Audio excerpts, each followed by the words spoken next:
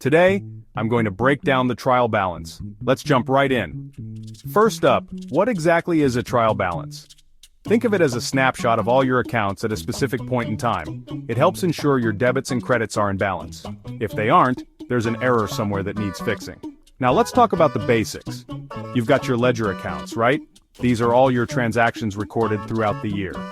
To prepare a trial balance, you simply list out these ledger accounts in a specific order: assets, liabilities, equity, income, and expenses. Next, we total up the debits and credits. Here's a tip. Assets and expenses are usually debits, while liabilities, equity, and income are credits. Make sure these totals match. If they don't, you'll need to go back and find where things went wrong. Let's spice things up with profit and loss. This is where we calculate if the business made a profit or a loss over a period. You'll take your income accounts and subtract your expense accounts.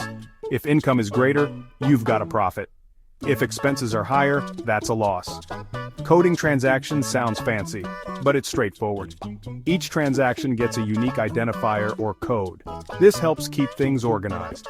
Think of it like giving each transaction its own specific address in the massive accounting city. And there you have it. The trial balance, profit and loss, and the magic of coding transactions all simplified. Keep practicing, and soon enough, you'll handle these like a breeze.